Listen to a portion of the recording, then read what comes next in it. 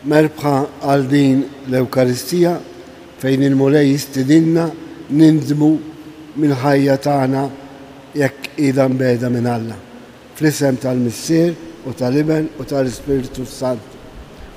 Il-grazzja ta' Sidna Ġesu Kristu li mħabba ta' Alla l-Missier u l-għaqda fl-Ispiritu Santu tkun magħkom ilkoll. Biex niċċelebraw kif jixraq dawn il-misteri qaddisa nitolbu maħfra. Mulej, int il-verità u d-dawl tagħna, Mulej ħnina. Kristu, int il-kelma ta' Alla, Kristu ħnina. Mulej, int l-imħabba u l-maħfra tagħna, Mulej ħnina. Ħenna lina Alla li jista' kollox, jaħfrinna d-nubitna u jwassalna għal ħajja ta' dejjem. Il-udisa din nofruha għall-rwieħ ta' Gino Tewma u familja Camilleri. Nitolbu.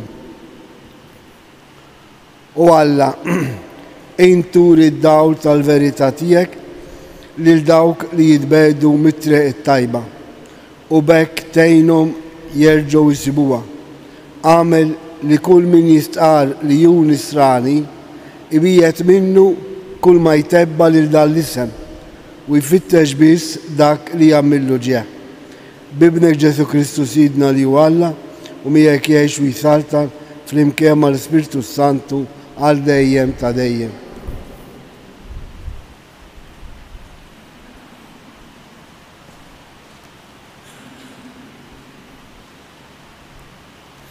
Qari mill-ktieb tal-Esodu. F'dak iż-żmien kien hemm raġel mitrubu ta' Levi li ħab martu lil waħda min-nisel ta' Levi. Il-mara tqalet u wildet iben.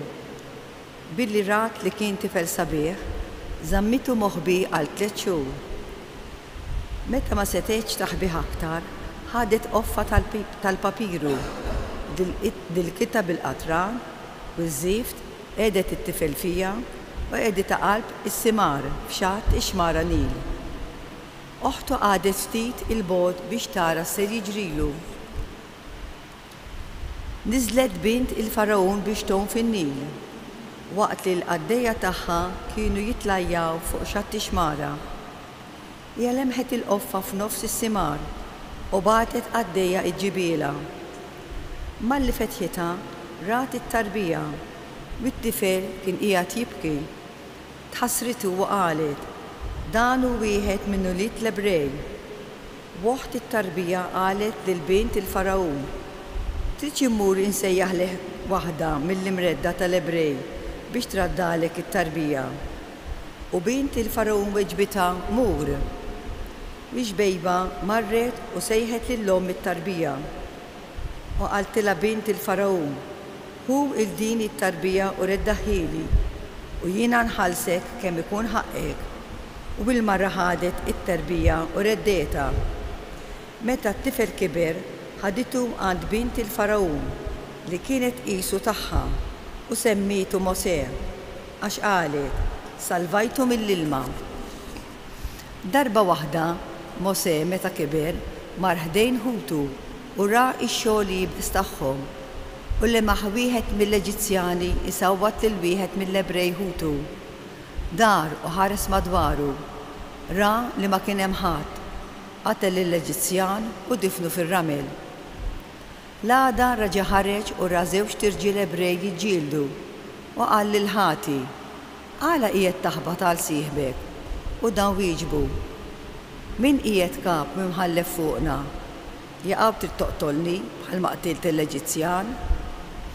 Mosè beża u qal, mela jafu b'din il-ħaġa? Malli l-Farawn sama b'dan fittex lil Mosè biex joqtlu. Imma Mosè ħarab u mar fl-art tal-Midjan. Il-kelma tal-Mulej. Salm responsorjalu ngħidu flimkien, għamlu l-qalb intom li tfittxu lill-Alla. Sibt ruħi mgħaddas fil-ħama fond, ma hemmx fejn inserraħ riġlejja.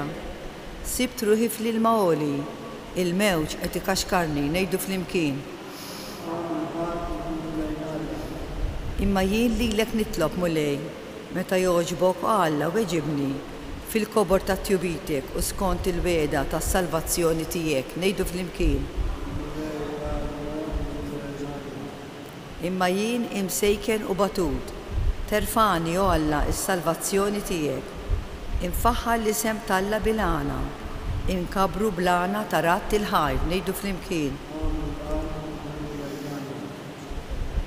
Ek jaraw l-imsejkna u jifirħu u tagħmlu l-qalb intom li tfittxu lill-Alla, għax jisma' il-fqajrin il-mulej, ma jistmex il-imjasrin tiegħu, ngħidu flimkien. Inqumu bil-wifqa, Alleluja, Alleluja.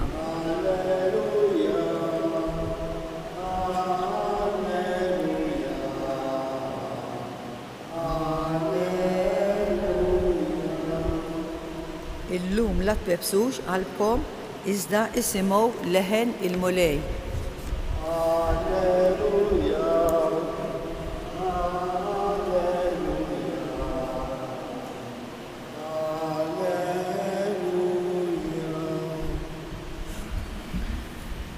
Il-mulej ma'kom. Qari mill-Vanġelu skont San Mattew. Dak iż-żmien Ġesu qabad iċanfar bisħieħ lill-bliet li ma wrewx indiema minkejja l-ħafna mirakoli li kien għamel fihom. Ħażin għalik Koridan, ħażin għalik Betsajda, għax kieku l-mirakoli li saru fikom saru f'Tir u Sidon, kieku ilhom li wrew l-indiema bl-ilbes tal-ixkejjer u l-irmiet. Iżda ngħidilkom li jum il-ħaq se jkun eħfef għal Tir u Sidon milli għalikom. U int Kafarnaum taħseb li ser tolla sas-sema, sa l-art għad tinxaħed, għax kieku l-mirakoli li saru fik saru f'Sodoma, kieku għadha wifqa sal-lum. Imma ngħidilkom li jum il-ħaq se jkun eħfef għal-art ta' Sodoma milli għalik. Il-kelma tal-mulej.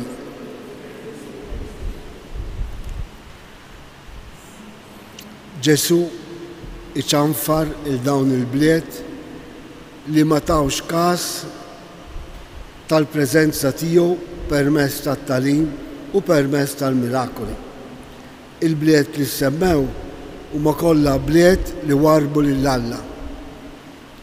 Ma nafx jistax ukoll illum iċanfar ċerti bliet jew ċerti pajjiżi jew żgur ċerti persuni, forsi anke lilna, illi ma nurux indiema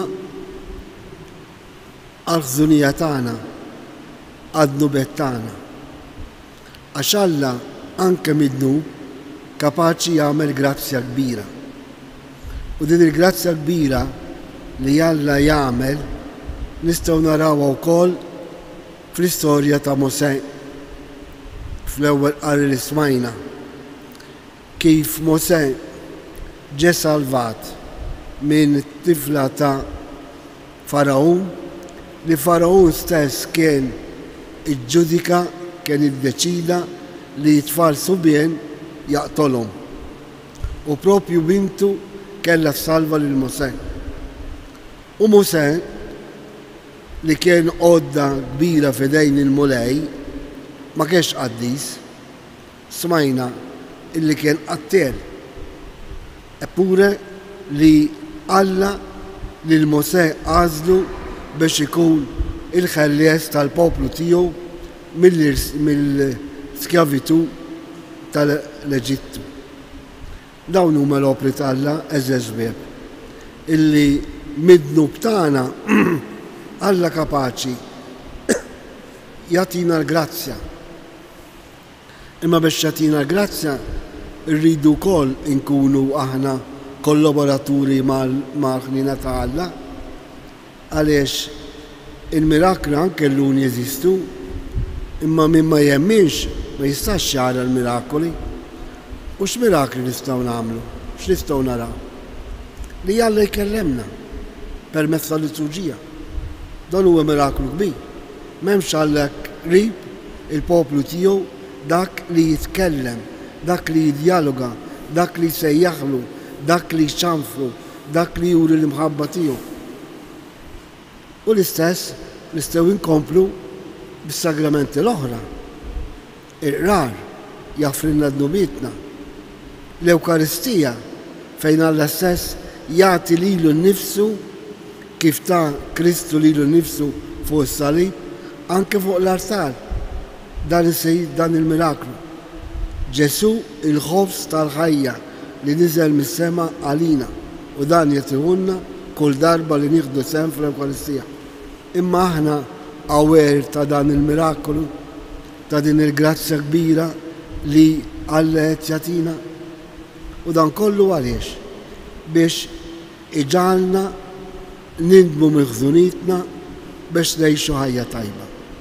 Għax ħajja tajba ma jfissirx illi nagħmlu xi pjaċir għal Alla, assolutament le. Għax Alla nagħmlu tajjeb jew ħażin għalih xorta. Imma għalina jekk nagħmlu tajjeb inkunu aħna li nigwadanjaw il-ġid, il-grazzja tal-Alla. Għalhekk għalina hija dik l-atteġġament ta' smigħ tal-kelma tal-Alla biex inwattquha, biex naraw il-mirakoli li Alla jagħmel fina. U kemm minna nistgħu nirrakkontaw f'sitwazzjoni partikolari ta' swet il-qalb, ta' dwejja, ta' konfużjoni, u mbagħad insibu daw ġdid meta aħna tlabna fidi. Dan hu kapaċi li jrid tagħmlilna l-Mulej illum illi nindmu biex insibu l-grazzja tiegħu anke fid-djufija tagħna.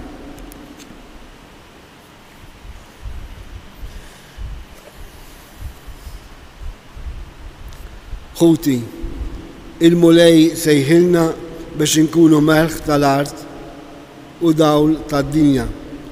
Nitolbu sabiex aħna nagħtu xhieda tal-fidi tagħna u taċ-ċertezza li Alla jaħdem f'kull ġrajja ta' ħajjitna.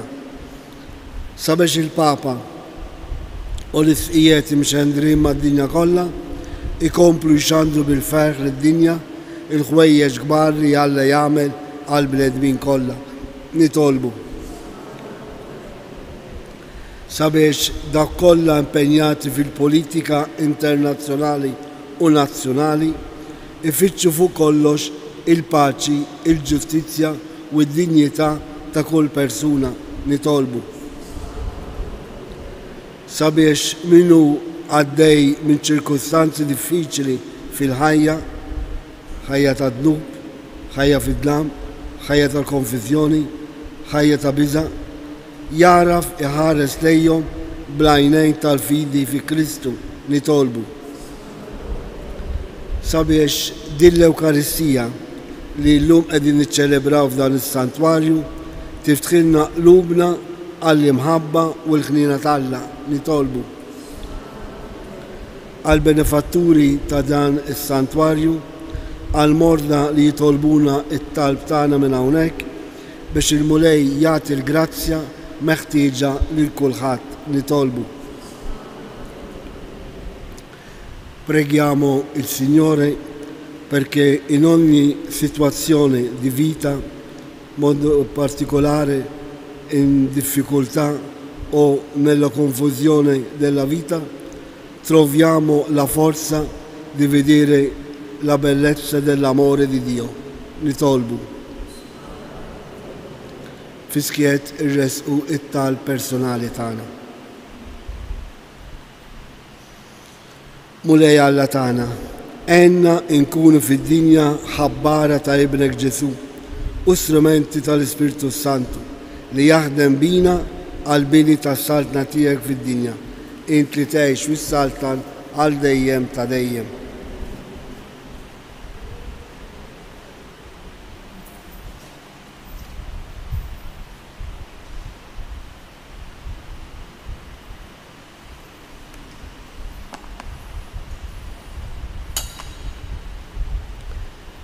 Imbierek int Mulej Alla tal-ħolqien kollu għax fit-tjubitek tajtna dan il-ħobs li qegħdin nofrulek, frott tal-art u xogħol il-bniedem li minnu jisralina il-ħobs tal-ħajja.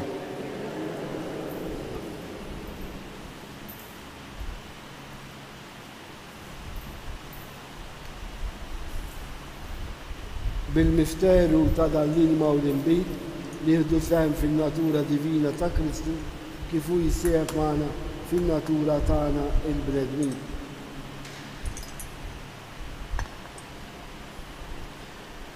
Imbierek int mulej Alla tal-ħolqien kollu għax fit-tjubitek tajtna dal-imbit qegħdin nofrulek frott tad-dilja u xogħol il-bniedem li minnu jisralina x-xorb tar-ruħ.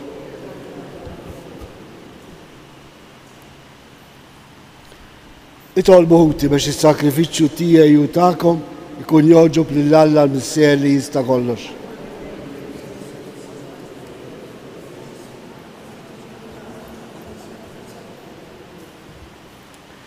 Ħares mulej l-offerti li l-Knisja qed tagħmillek hija u titolbok u għamel li l-poplu fidil tiegħek jieħu minnhom is-saħħa biex jikber fil-qdusija bi Kristu Sidna. Il-mulej magħkom. Nerfgħu qlubna l-fuq. Niżukkal lill-mulej Alla tagħna. Sewwa u xieraq tas-sew mulej Missier Qaddis Alla ta' dejjem tista' kollox tajjeb u taġid tas-salvazzjoni tagħna li dalodu u f'kull sitwazzjoni tal-ħajja irrodulek ħajr bi Kristu Sidna. Faqda ta' mħabba niftakru fil-mewt tiegħu. Fidi ħajja nistqarru l-qawmen tiegħu.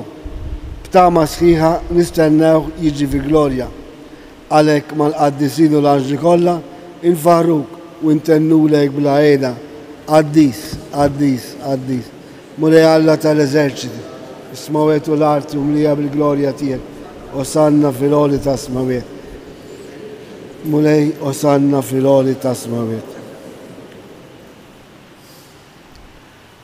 Qaddis tas-sewwint mulej inti l-għajn ta' kull dusija. Qaddes għalhekk nitolbuk dal-offerti bil-barka tal-Ispirtu tiegħek biex isiru għalina il-ġisem u d-dem ta' Sidna Ġesu Kristu.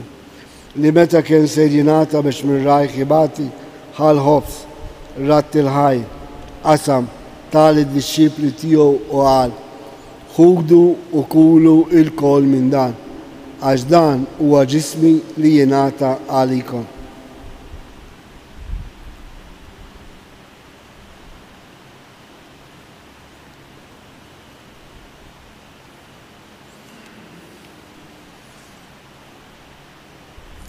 Ekku kol wara li klaħa l-kalċi reġerat il-ħaj tal-disċipli tiegħu u qal: ħudu u xorbu minnu l-kol, għax dan huwa l-kalċi ta' demmi tal-patti ġdid li jibqa' dejjem, id-dem li jxerret għalikom u għall-bnedmin kollha għall-maħfra tad-nubiet. Għamlu dan tifkira tiegħi.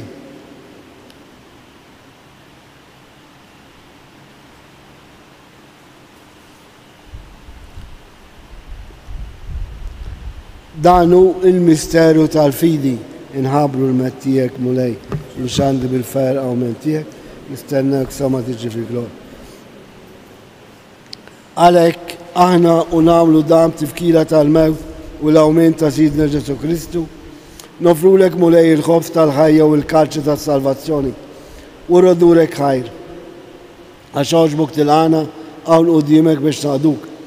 U mitċokontani tolbu l-Ispirtu Santi għadna f'ġisewijiet li jinna nieħdu sehem il-ġisew id-dem ta' Kristu.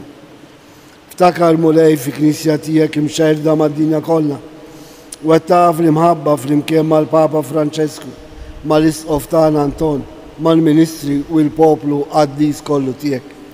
Ftakar f'ħutna Ġino Tewma u l-familja Camilleri li jogħġbok issejħilhom għal għandek minn din-dinja.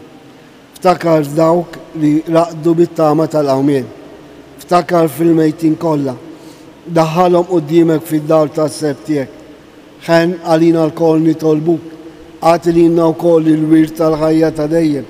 Flimkien mal-Verġi mqaddsa Alla Marija, San Giuseppe, l-Apposti, San Ġorġ Preka u l-qaddisin kollha li jgħixu fil-biberija tiegħek sa mill-bidu tad-dinja.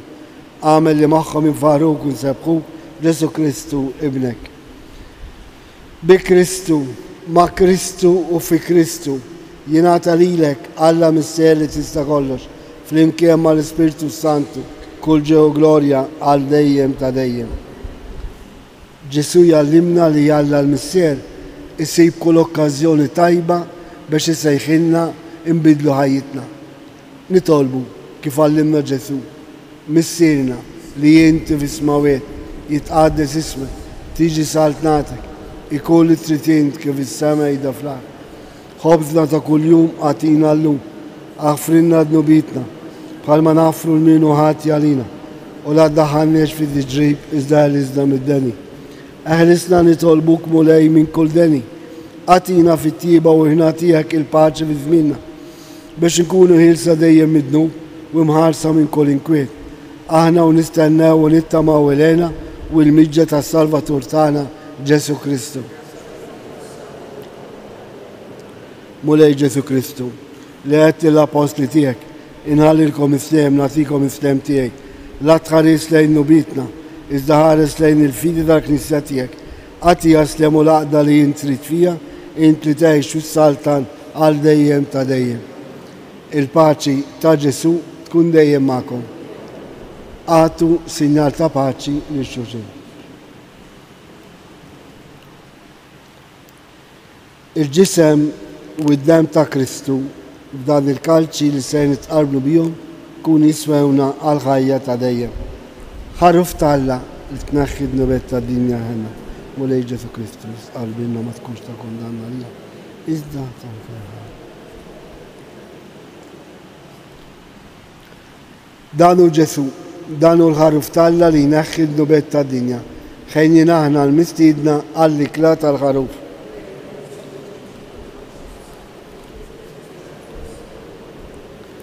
Il-ġisem ta' Kristu jħarisna l-ħajja ta' dejjem.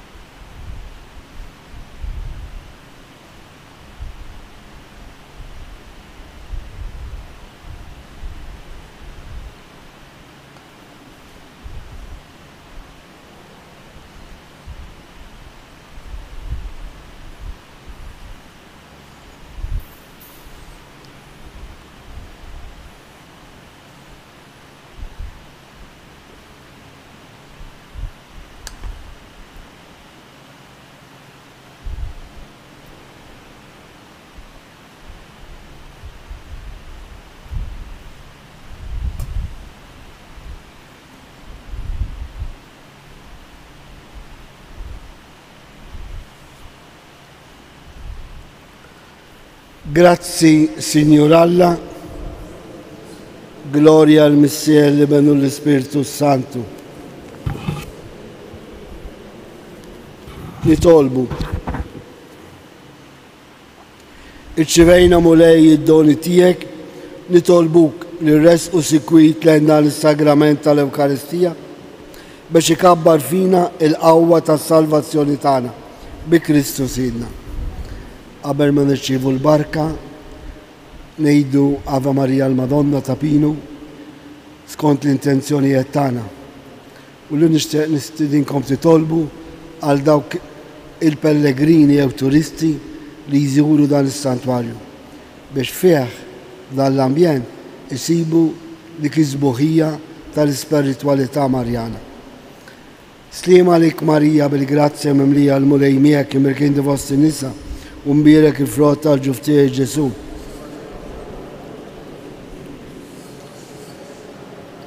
O Marija li dħalt fid-dinja mingħajr teba,